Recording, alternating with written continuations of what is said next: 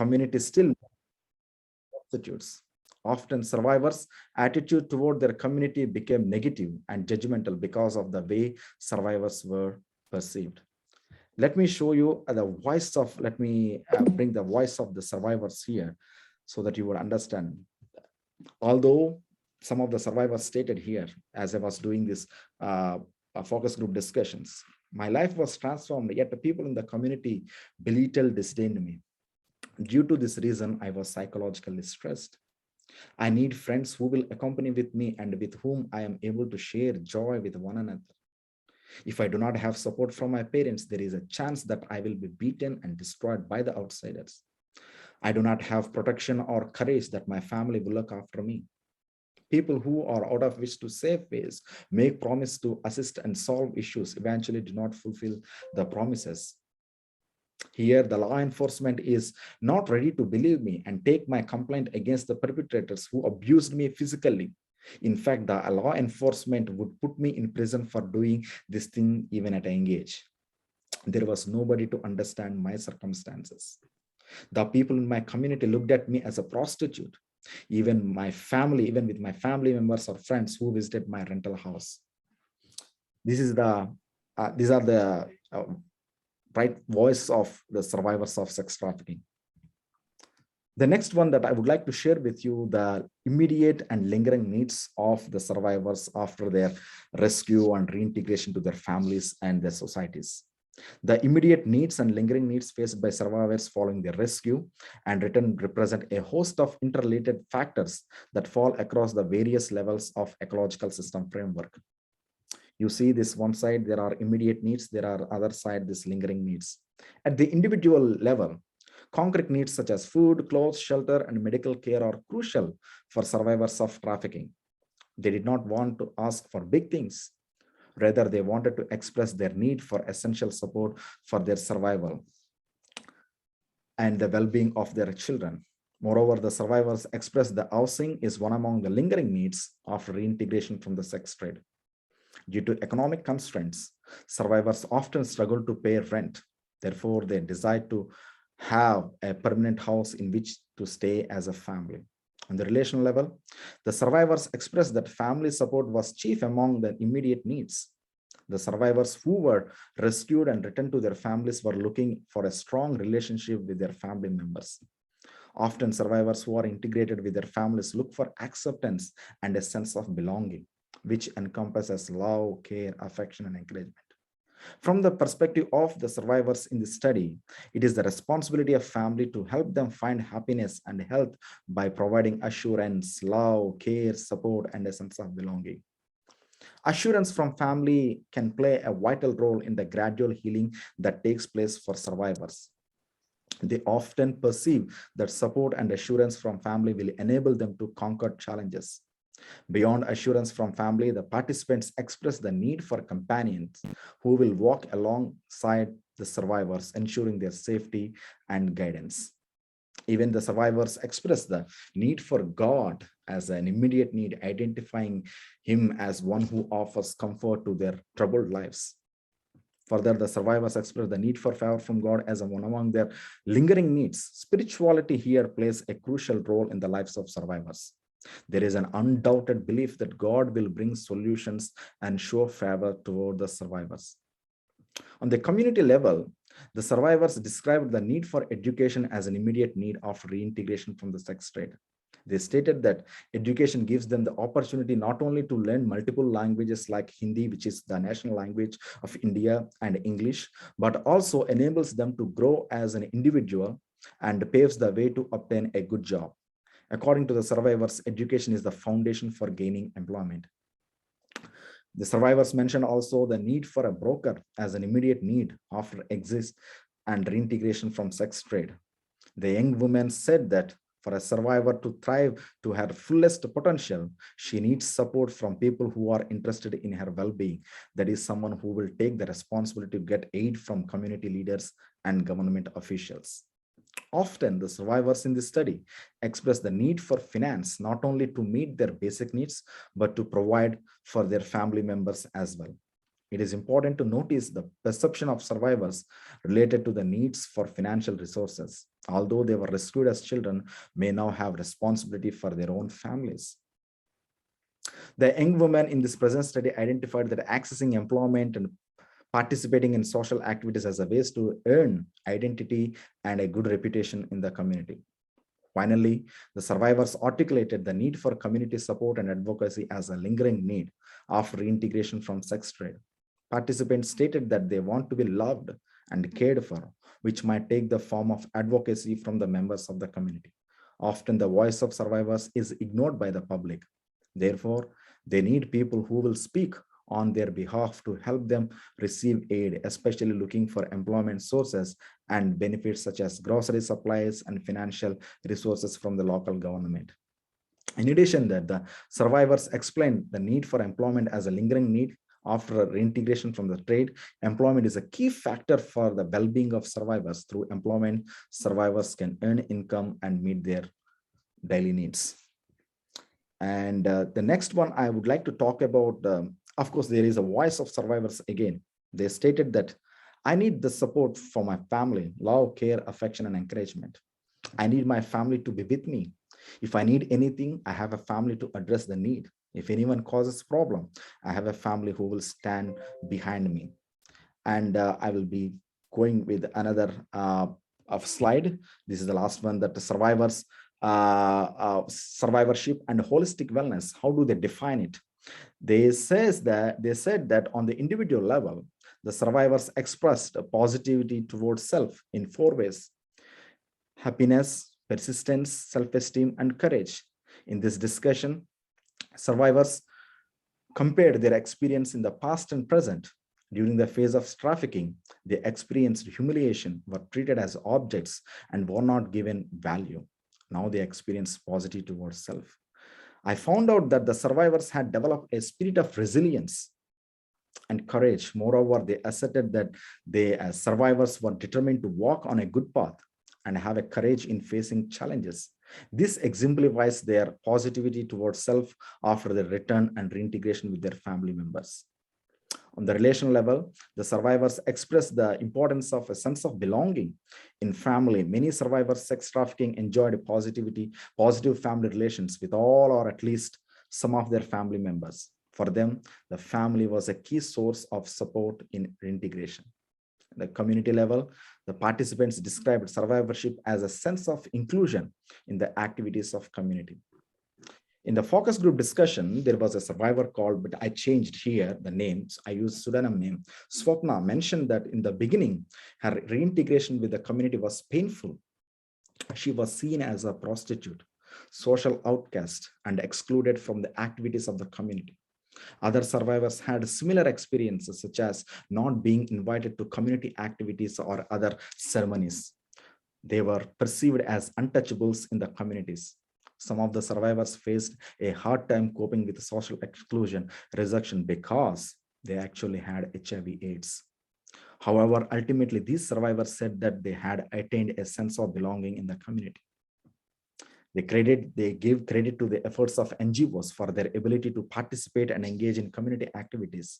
Before, they were considered as ruined, bad, and contagiously diseased persons in the eyes of public. Now, the public accepts and embraces them because of these awareness programs. Encouragement and counsel, in particular, played a key role. In the present study, survivors experienced encouragement and counsel regarding how to lead a good life, a proper level of acquaintance with the people. They stated that they have been surrounded by people who offer guidance and comfort by journeying with them. They explained that survivorship includes opportunities to explore employment mentioned by the 5 respondents out of 8. During the focus group discussions, these respondents mentioned that NGOs, church members, pastors, community leaders, social workers, and other people helped them to look for jobs. In the process of survivorship, they developed socio, emotional, and relational support from the community. The societal level, the survivors discussed their access to government's resources. And they said that as one of the most important element of the survivorship, accessing government resources. Extended assistance for survivors creates a positive view within the community. It fosters a sense of trust toward people. The survivors felt they were taken care of and not ignored by their community. And they talked about that holistic wellness. It captured into three categories: new life, holistic recovery, and fulfilled life. It's all about leaving the past and embracing newness. That is how they defined what is a new life.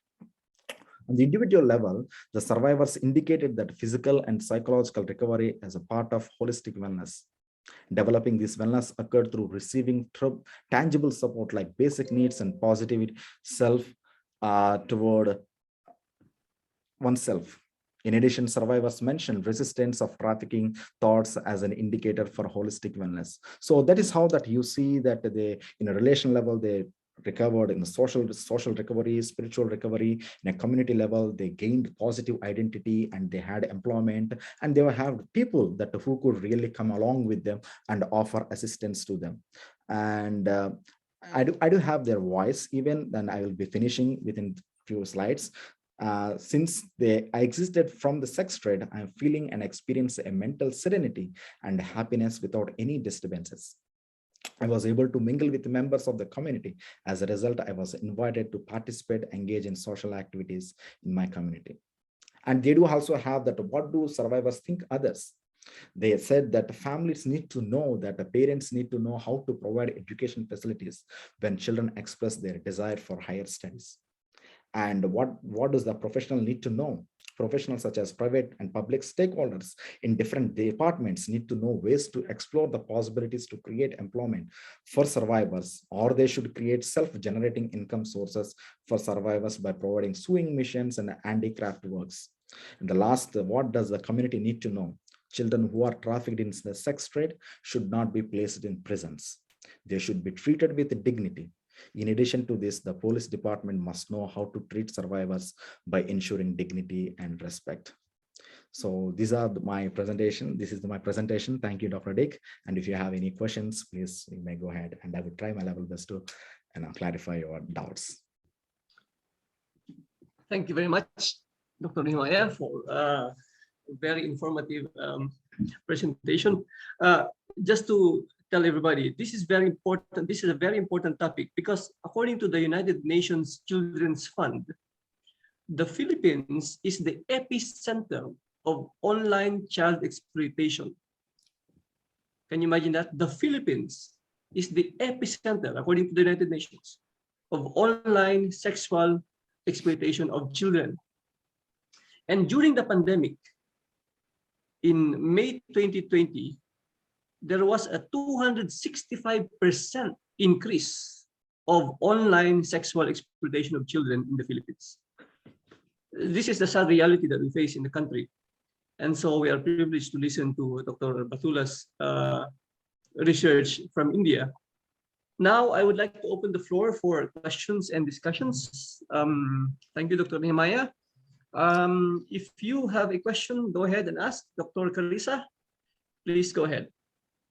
Thank you very much, Dindik. Dr. Batula, thank you very much for that presentation. So I'm very interested regarding photo voice. It's one of the studies that I usually do. I'm just wondering if you had samples of photos and the process that you did when dealing with this kind of, how do I say this? They are very, the sex workers, it's a, sa ethics, so how do you call that, Din? The minors, that kind of community. Yeah, vulnerable population and vulnerable community. Vulnerable, thank you so much. Yes, I used the photo voice methodology because if I use the photo voice methodology in the presentation, it would take so much time. And Dr. Dix told me that, Baya, you should only use only one, key aspect. You cannot cover everything in your dissertation or in this presentation. So that is the reason that I brought only the findings of the survivors of trafficking. But thank you so much for asking this photo voice methodology. I was pretty much fall in love with the photo voice. It is not only just the doing case studies and go back to back, going back to back with the survivors, taking information and keeping it down, but the survivors articulated their stories by looking at the pictures I have given them cameras, and they went to their own communities and they took the picture and they come and address these questions. What are your greatest needs? What are your immediate needs and lingering needs? What does survivorship look like? And how, what does it look like to have holistic wellness? So these things they articulated by their own photos, and they brought together and they came up with the, and I used grounded theory technique, using these codes and categories and associated codes and themes. That's how that I analyzed that data. And I wish that if I had extra time that I would have shared even the photos, their photos. They just took that photos of the broken bike, that a bike is that a motorbike is not at all useful, and the car which is put it in the, and in the outer space, that nobody was there to look at the car. And I asked that, what does this car represent to you, and how do you talk about your life by looking at this car? And they told me that once when I was in the sex trade, life was so horrible, but after I came out of sex trade, after I reintegrated to my community and to my family, there was nobody to assist me. And the people looked at me something like I'm still doing this sex work, and they called me with the very bad words, and using that colloquial language that is not good words. So it's something like I was just left out without having anything. I was alone. There was, just this car. There windows broken, and the windshield is just gone, teared up. Tires, 4 tires have been punctured, and there was nobody to look after this car. And this car is just put it in the trash. That was my life. But during this progress, when I was asking about again this, how do you talk about your survivorship? What does it look like to have holistic wellness? And she came up with the 3 balls, and she drew the balls and said that there was a one ball, the small ball, it was completely mashed up and there was no life. And there was another ball that she talked about that somewhat that it is not in the shape. This was where I came out of sex trafficking. In the first ball, it was my innocent and my childhood, not having a good relationship with the family, and the family just took me aside and they treated me very differently, and a lot of partiality and all those things she explained. But on the second ball, she talked about that when she came out of, when she was in the sex trade, how she experienced that humiliation and abuse and all these things. But when she came out of sex trafficking, during this holistic wellness and survivorship process, it was a perfect ball. Now I have the community. And in fact, some of these survivors, and already they contrasted with HIV AIDS, but they became the counselors and encouragement to other community members who are going through this issue. And some of them are already in this NGO activities. And one name, I don't want to mention the real name, but her name is Susan, and she was the executive director of this NGO. So I do still have all these contacts with all these survivors, and I'm still catching up with them, that what they're doing and how they are doing in their life during this COVID and post-COVID. And we are having a very good time, even though that's the reason that I don't want my research just to be put in a library and the people to come and see, but I just want my dissertation to live out, even though I'm in the Philippines, but I'm still doing projects back in India. So thank you. So maybe it's a long explanation, but that's how that I use that photo voice methodology to bring empowerment and to bring awareness in the public. Yeah. Dindik, may I ask one more question? Okay, keep it short. Dr. Batula, I know you only presented a short portion or a part only. So from the photo voice that I am familiar with, we use the SHOWed framework by Wallerstein and Bernstein, wherein at the end of the results, you have to either present it in gallery style, since we're capturing the photos. So did you do that, and did you involve the government in your results? Since Yes, thank you for us now sharing that one. And I would love to show you that it is called Social Action Project. It is a social action project that I did it, and I had the gallery, and it's called Rays of Light in the Darkness. That I asked all the survivors that right now I spent almost 1 month with them, one and a half month with them, and I took all the data. Now tell me, what do you want me to do? And they told me that, dear sir, why don't you call the stakeholders in the community, including the families and the law enforcement officials, because this is what that we have been through.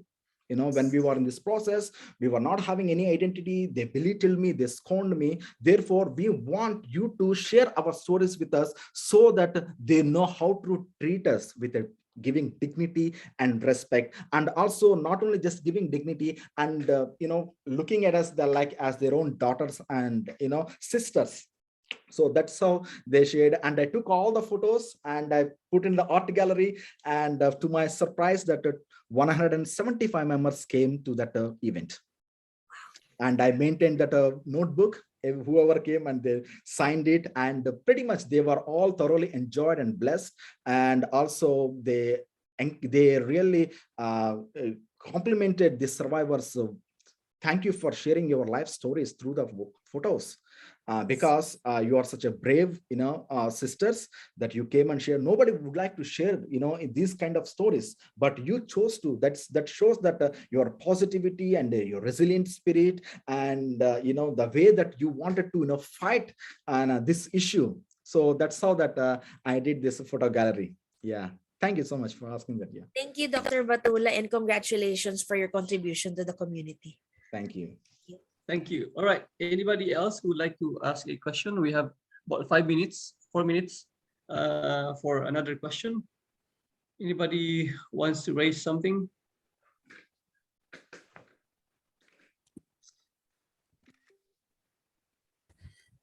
Dean Dick, Go ahead. although this is not my forte, I would just like to ask Dr. Batula, because Dr. Batula, you conducted your research online, remotely from your country, right? Oh, no, I went to India Okay. in Because 2009, yes, 2008. uh, because I was wondering, your research used the photo voice methodology. Would it have been, and I'm sure you encountered difficulties in Mhm, the getting your data from the community, because your topic is a very sensitive topic in the communities. mhm, And I read a little bit about the culture of India. Would mhm. it have made a difference if you used a different methodology in your research instead of photo voice, the usual type? Yeah, if I use the different methodology and Yeah. I have got less data, they Mhm. wouldn't have been more open to me, Okay. because using this photo model, that's the reason that I use this photo model. Picture speaks more than words. So they would see this picture and they would really, look at their life and they would share with me. So that is how that I obtained the data, and using that short format. I use the short format, and it is developed by Mercy and Bangyo. That is 1992 at the Chicago, but they went to China and they, did a research study, and they also gave the cameras to these villages and they took photos. I think she was very familiar, and Dr. Carissa. So I used that short format to get this, data from the survivors, and the uniqueness of this data is the survivors came together. It is a participatory action research, which means that survivors were also part of the data. And they just told me that these are the main themes, these are the sub themes, and we all work together. That is what I call I never call them as something like a participants and other things in my research ethics. I call them as my co-investigators or co-research participants. They Mm. are co-researchers. That is the exact term, co-researchers or co-investigators. Uh, So, Doctor, you would have gotten less data if you had done surveys, yeah, interviews, absolutely. I would have gotten less data. because of In fact, the culture. in fact, in my MTH that I used case studies, but it was something different. But that subject also, it's a very different subject, but along with the lines of sex trafficking, but using in a different frame. But it was not that much in the doctoral studies that I use this photo voice methodology as a way of getting, humongous data. So, so that is the way to, gather. Of course, culture speaks a lot. And that is the reason I hired a MSW licensed practitioner, and she works with the survivors of trafficking, and she works even in the government field.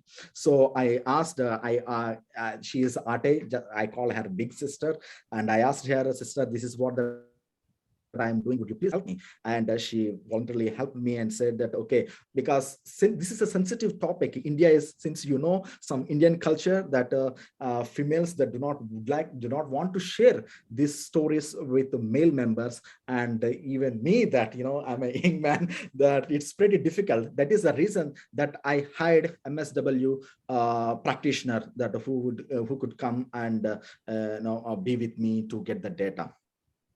Thank you, Doctor. Welcome.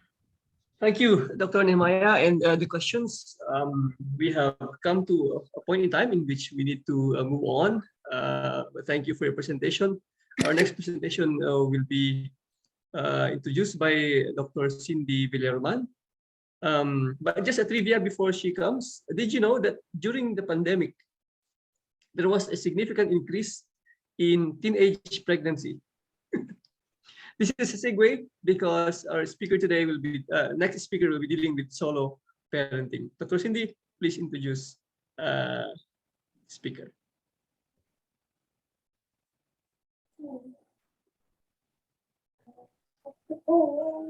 Good evening, everyone.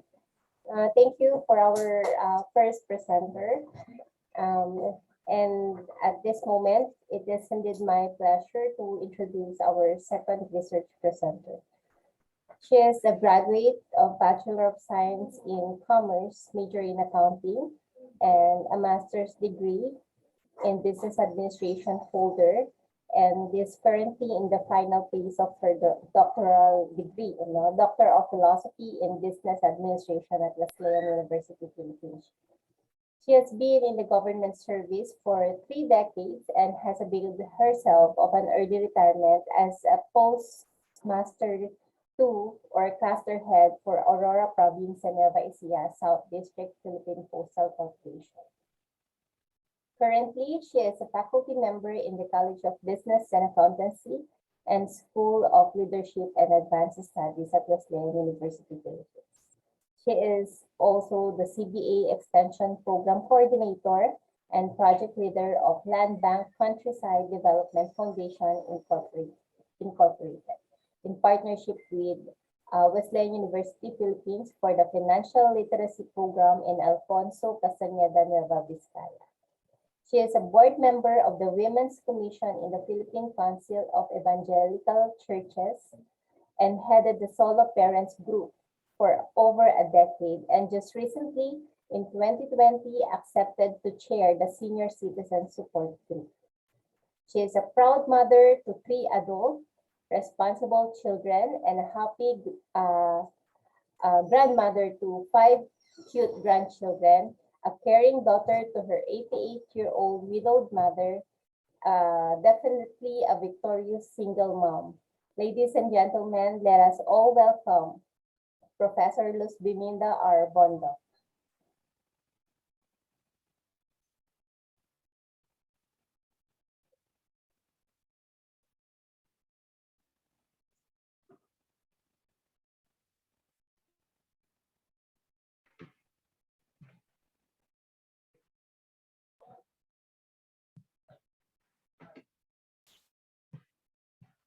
Good evening, everyone.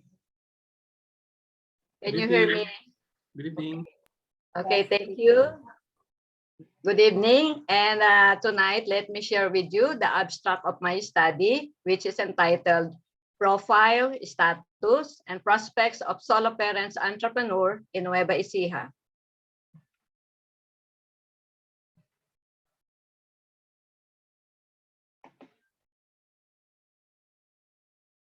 Single parenting is not for the weak at heart. I say this based on personal experience. The single moms I know are some of the most mentally strong people I've ever met, and no matter what, they prevail because they have to. Single parenting can be scary and hard for those going through it, but it doesn't have to be. In 2017, there were 14 million single parents in the Philippines, out of a total population of 94 million.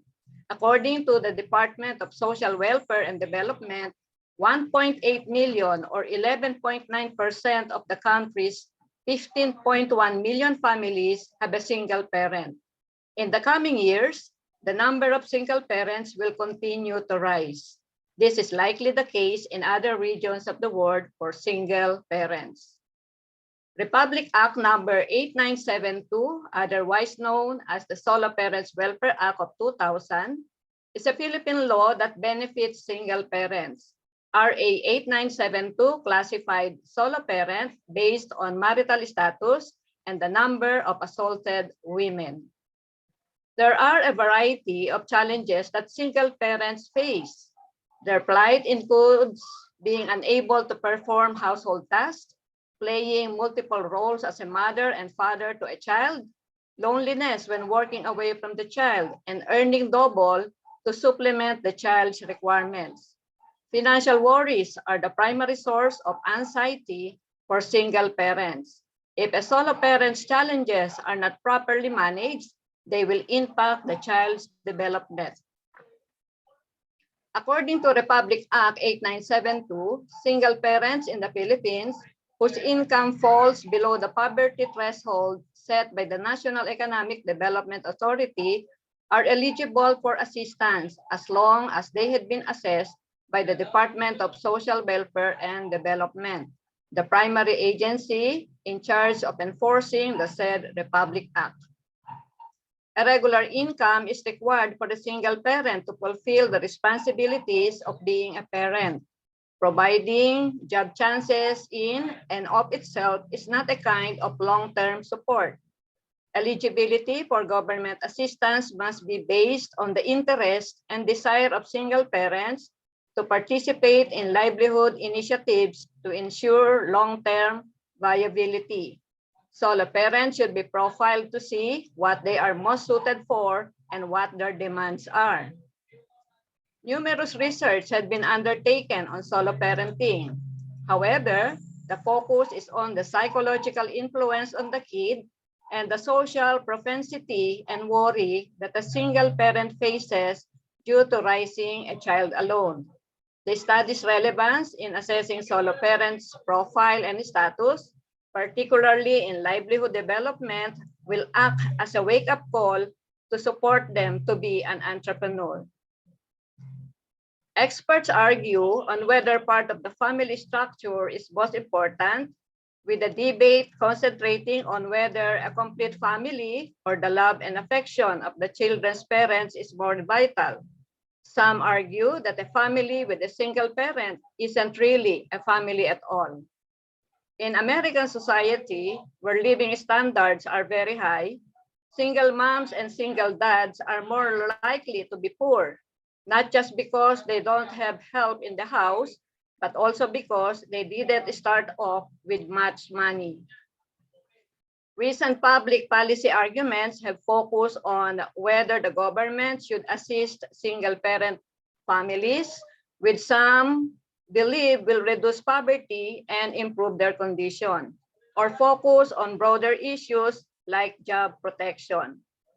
Furthermore, there is a debate about the behavioral consequences of incarcerated parents on their children, as well as how losing one or both parents to incarceration affects their scholastic attainment and social well-being. In this study, survey methodologies used were in conjunction with the descriptive research method. According to Jacobs, the descriptive method is defined as gathering data to answer questions regarding the current state of the subject or topic of investigation. It employs formal measures to investigate a sample's preferences, attitudes, practices, concerns, or interests. The descriptive study characterizes a population, circumstance, or phenomenon in an organized and precise manner. It can answer the questions of what, where, when, and how, but not why. Furthermore, the researcher believed that descriptive research design was the appropriate design for the study because this study sought to answer questions related to describe the socio-demographic profile of the solo parents entrepreneurs, the status of the business operations, the challenges or difficulties encountered, and the business prospects based on the findings of the study. The study was conducted in the province of Nueva Ecija. The researcher considers the solo parents entrepreneur within the locality of the study because of the following.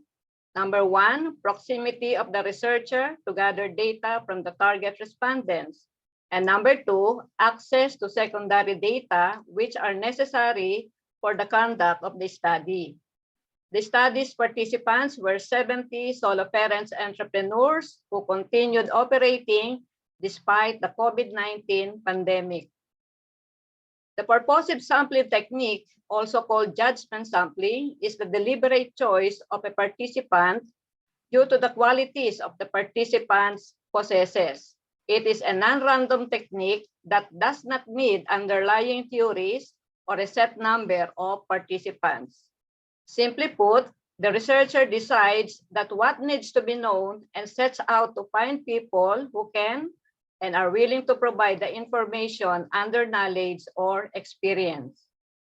The inclusion criteria to determine the respondents were the following. Number one, solo parents entrepreneurs continuously operate amidst COVID-19.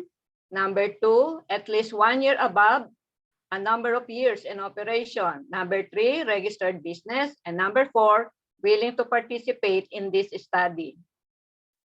The focus of this study was on single-parent entrepreneurs in Nueva Ecija. The study was limited on the status of the business operations of solo parents entrepreneurs in terms of 4 domains: the marketing, technical, management, and financial. Likewise, the business operations were limited to the challenges encountered by solo parents entrepreneurs while running a business. The questionnaire is the primary data gathering tool used in this study. It was designed to elicit the data needed to meet the objectives of the research. The instrument was researcher-made, constructed, and developed by reading related materials and published research concerning the solo parents entrepreneur. In conclusion, the researcher was able to develop a proposed program plan or activities that the solo parents entrepreneur might use to improve business operations, particularly in the new normal environment. So what motivates me to further have this study is because of this Bible verse for solo parents, which can be found in Psalm 68:5. He had promised to be the father of the fatherless and protector of widows. Is God in his holy habitation. God bless you and thank you for listening.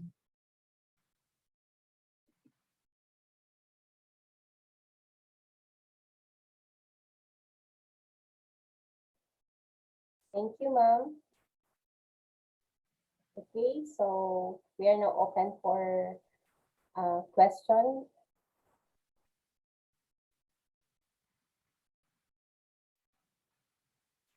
Anyone from the group?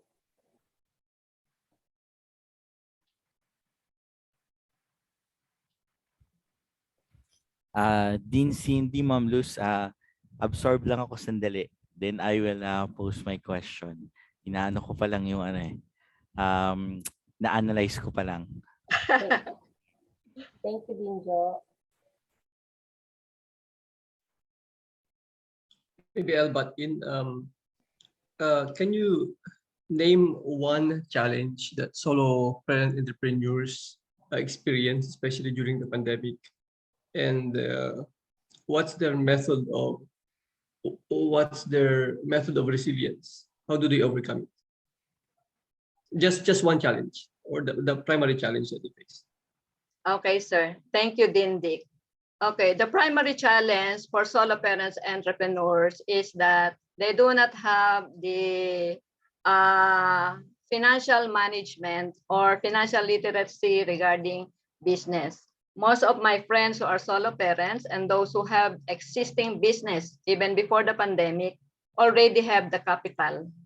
But what they needed and what they asked for is a formal business training or financial literacy program regarding businesses, because they already have the instinct to have business, because that is what solo parents are. They need to work. Thank you. Thank you. Ma'am Luz, I just like to clarify. You didn't distinguish between male and female solo parents. Actually, sir, I have, because my study is about solo parents entrepreneur, regardless of the gender. And fortunately, I have two male solo parents entrepreneur. One is a graduate of CBA, who after graduation last year already have his own business on his own. But even before he graduated, he is already into practice of a business, which he developed, especially when he graduated, because he has the know-how. And the other one is an entrepreneur with farming business.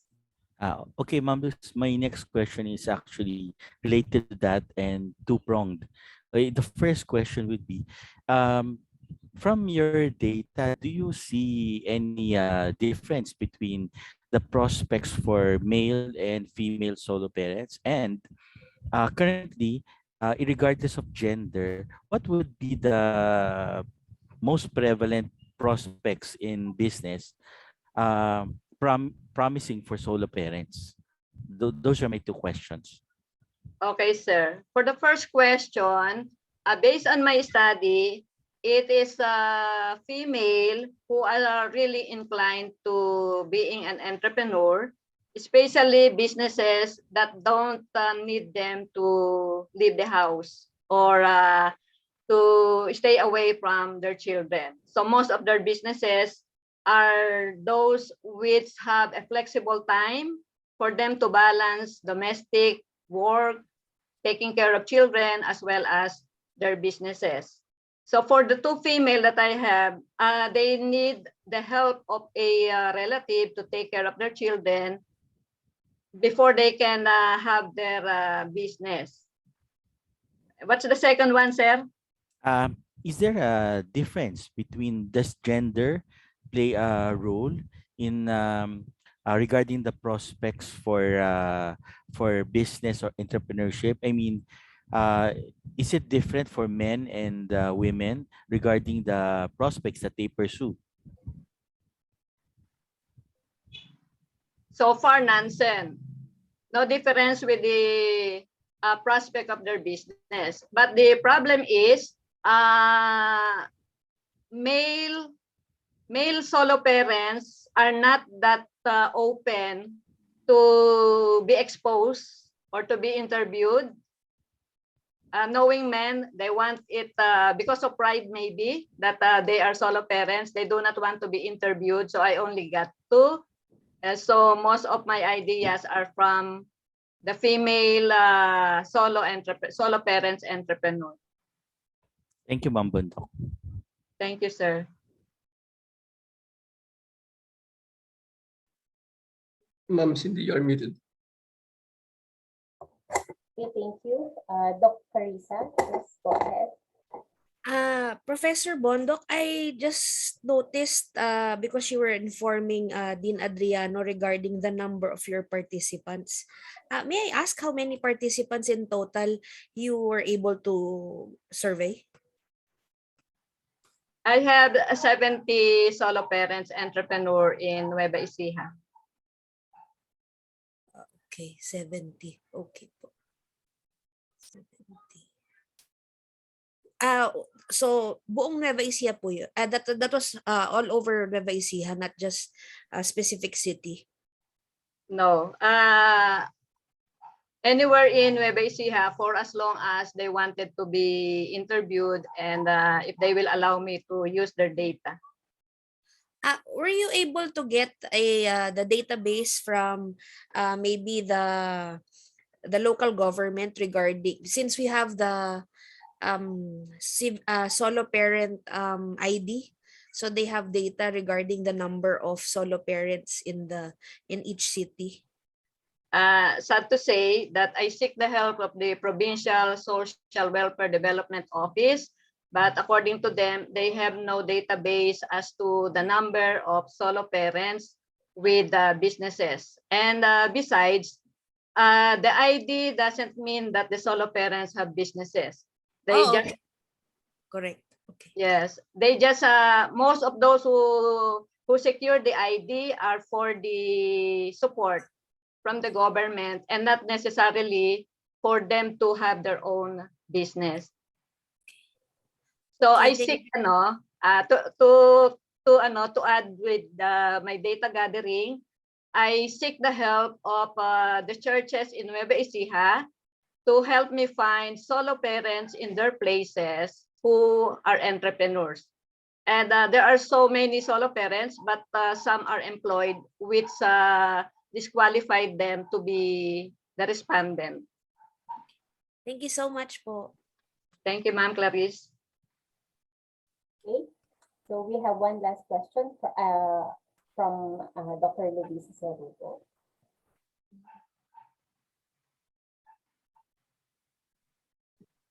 Hello, Ma'am Cindy, can I? Sure po, yes, yes. Okay. Go ahead. Good evening, everyone. Hi, Ma'am. Ms. Biminda. Okay, my question is about hello, Ma'am.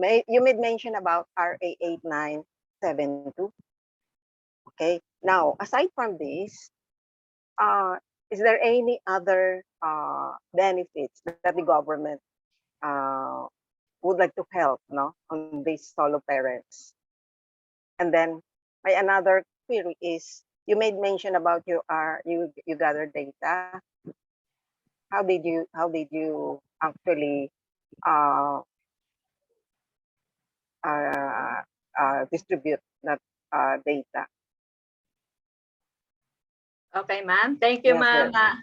Thank you, Ma'am Neneng, for your question. First question, Republic Act 8972, otherwise known as the Solo Parents Welfare Act of 2000, give the benefits to solo parents provided that they are assessed by the DSWD to really be solo, no? Ibig sabihin, meaning to say, no kinakasama, no live-in partner.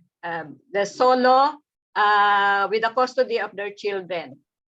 For solo parents whose income is below the poverty threshold set by the NEDA, they can receive some livelihood program, assistance, or capital if their salary is below the poverty threshold.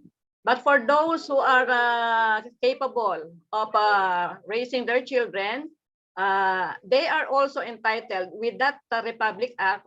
Example, if they are working, they are protected by the nalimutan ko sa English, yung help me, no discrimination. They are protected by the law from discrimination, meaning to say if they are capable to work, then they could be accepted to work. Otherwise, they can complain about it. Now, if they are working, they have additional parental leave. Aside from the 5 days leave, they also have another 2 days for the parental leave. They can be given also flexible working schedule and psychological counseling or other non-monetary benefits. Then for those who needed capital, upon assessment of the DSWD, they can be given certain capital provided they will be evaluated as to what businesses they are inclined to or they are capable of doing so. And how do I conduct my research? Thanks but no thanks to the COVID-19, we are allowed to conduct data gathering online. Online. We have the Google Forms. Again, I uses the help of the churches to help me send out the Google Forms because it needs lots of patience to explain how to check, what to check, and sort of some technical problems. So I seek the help of the churches in whatever municipalities they are in. And in Cabanatuan, since the alert level is lessened, I was able to really visit them and ask and interview them. And that is part of my documentation. I personally visit the solo parents in Cabanatuan. Okay. Actually, that was my last question. How did you persuade them, these solo parents, to come out and be part of your study? Thank you, ma'am, Luis Belinda, for answering my query. Thank you, ma'am. Thank you, Ma'am Neneng. And one more thing, it is not hard for me to persuade them to come out because I am out. Meaning to say, they can learn it from me that being solo parent is not a doom. No, sometimes it is a blessing being a solo parent. Yes. Sometimes, but it depends on the person. Thank you, ma'am. Thank you, ma'am. Okay, thank you. Is there any questions pa po? We still have 4 minutes. Tama po ba, Dindik? Still have Yes. 4 minutes. Yes, I wonder if the students, especially the doctoral students, if they have a question, they seem to be very silent. I'd like to hear the voice of our PhD students.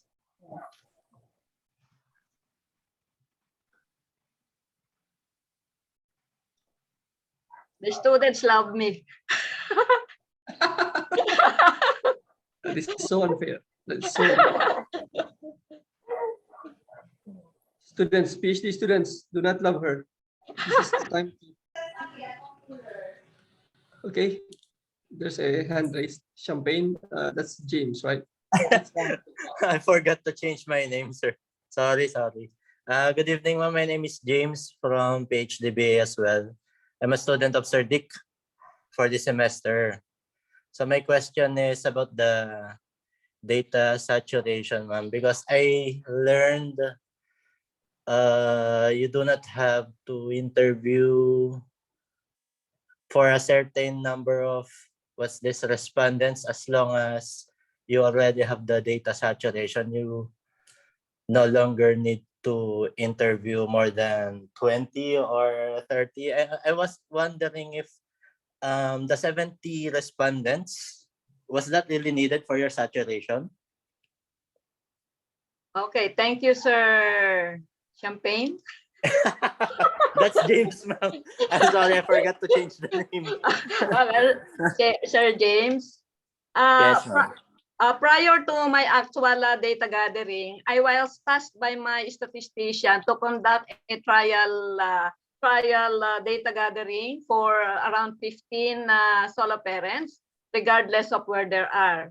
But since the outcome of my trial data gathering exceeds the what is required of 15, because I am the solo parents president for in the national level, so everybody wants to be a part of it. Oh, that's why, ma'am. That's the reason. Yes, yes. So it is not hard for me to gather data, and if it is on a national level, I would have more than 70 of it. But since Yes, ma'am. yes, because of the scope and the limitation, my statistician says that 70 will be enough. Yeah, but you're able to reach the saturation with the number with your so many number of respondents, ma'am. Yes, sir. I can see the challenge in extracting or processing the data from those 70 participants. No, actually, sir, as I said earlier, thanks but no thanks to pandemic, that makes me easier to gather data Yes. because So of the technology. that's all for me, ma'am. Thank you very much for answering.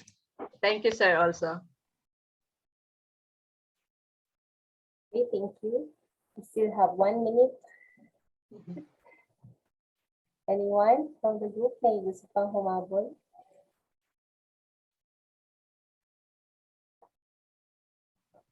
Okay, so we have Professor Dr. Reynel Sagud. Pahabol po, Our- parang yes, wala pahabol nang po. gustong magtanong, ma'am. You mentioned about the program that you have developed for these solo parents, entrepreneurs.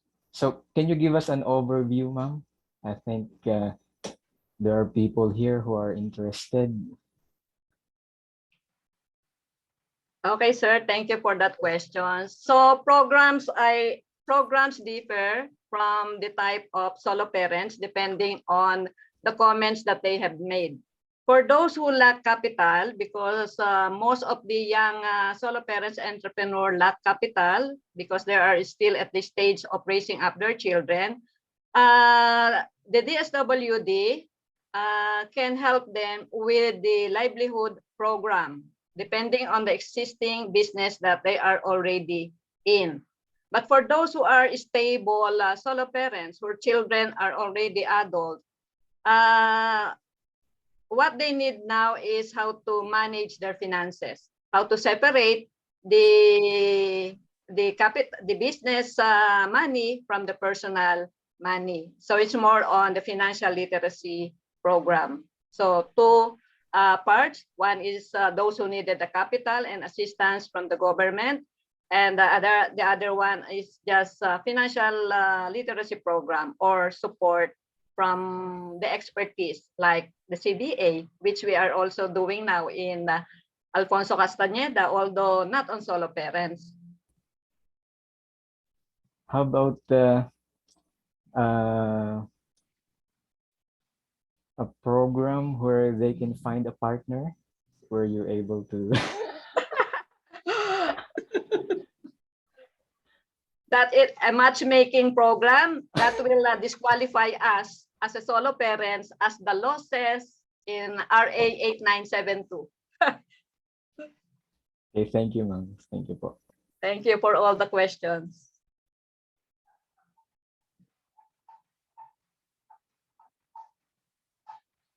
Okay, that's it. Thank you so much, Sir Ma'am Luz, for the opportunity and for sharing your research and part of your research. And we are looking forward for your graduation. Thank you very much, and you are very, very strong woman, and we really admire. Back to you, Dean.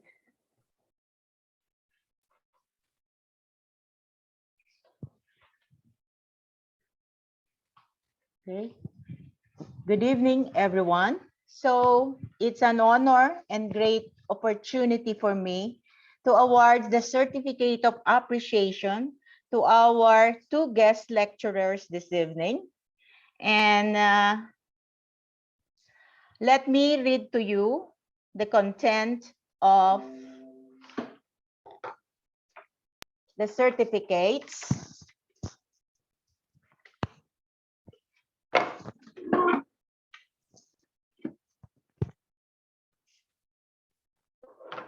Oh, shit.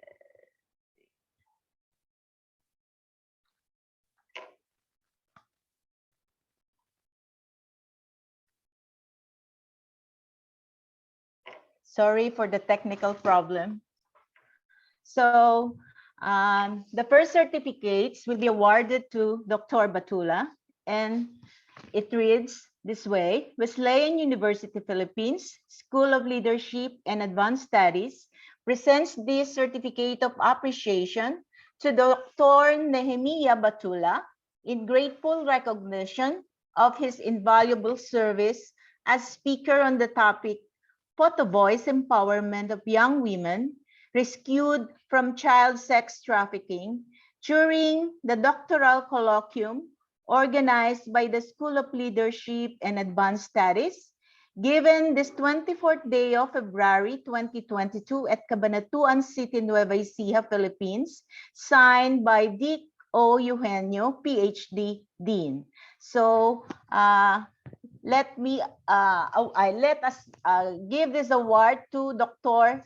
Batula, and rest assured that this will be sent to you soon.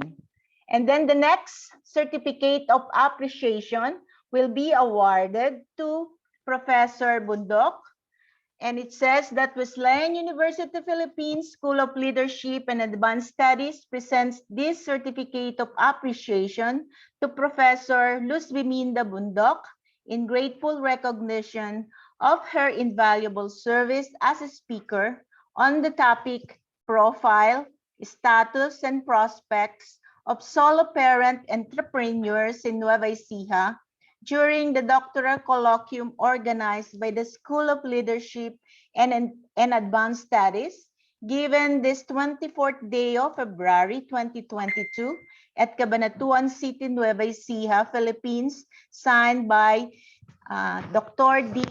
O. Eugenio, Dean of SOLAS. Once again, our sincere thanks to our two great lecturers for this evening. Thank you very much, Dr. Annie. Thank you, Dr. Thank you very much, everybody. Thank you, Dr. Melinda. You're welcome.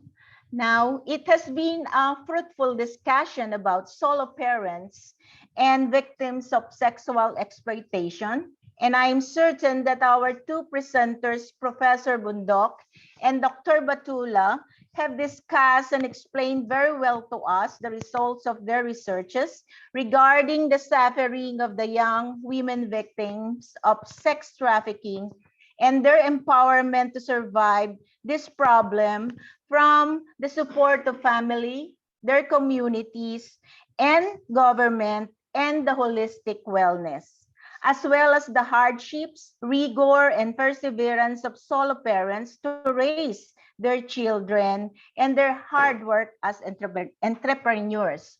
We have learned a lot from the lecturer delivered by the amazing speakers. Once again, our sincere gratitude for sharing such important knowledge in order for us to deepen our learnings about these topics. I would like also to thank all the participants who joined this colloquium. I sincerely hope that through this activity, all of us can contribute even in a small way to solving this social problem in our country. Even though the contribution is very small, but still valuable in our society. Moreover, I would like to give thanks to all the people behind this activity who help a lot and have done a great job to make this event a successful one. I would like to share to you this evening a Bible verse from Proverbs chapter 1, verse 5. A wise man will hear and increase learning, and a man of understanding will acquire wise counsel. And in relation to this, let me share also a quote from Henry Ford, who is a well-known inventor. And it says, anyone who stops learning is old, whether at 20 or 80, and anyone who keeps on learning stays young. But I will add more. And anyone who keeps on learning not only stays young, but also stays smart, confident, and happy. And if you're happy, you are beautiful. It's been a pleasure to be with you this evening. Thank you. And I wish you all a pleasant evening. God bless us all. Thank you, Dr. Melinda, for your closing remarks. Now it is time for us to take a few photos. My secretary, Joy, will take the photos. So please open your cameras, show your handsome, beautiful faces so that you will be in the document that we will take, okay? All right, I'm gonna count to 5. If your faces are not yet there, too bad. Maybe because you're ugly, so you don't want to show your faces, but we understand that. I'm just kidding, okay? This is called reverse psychology. Okay, let's count. 1, 2, 3, 4, 5. Okay, the next window. 1, 2, 3, 4, 5. Right, Joy, have you been successful in taking the photos? Yes, po, Dean. Okay, thank you very much. Now we are going to listen to the Wesleyan University hymn to end our program. After that, we are dismissed. God bless you, and thank you very much for attending. Thank you to our 2 speakers also. Thank you. Bye-bye. Thank you.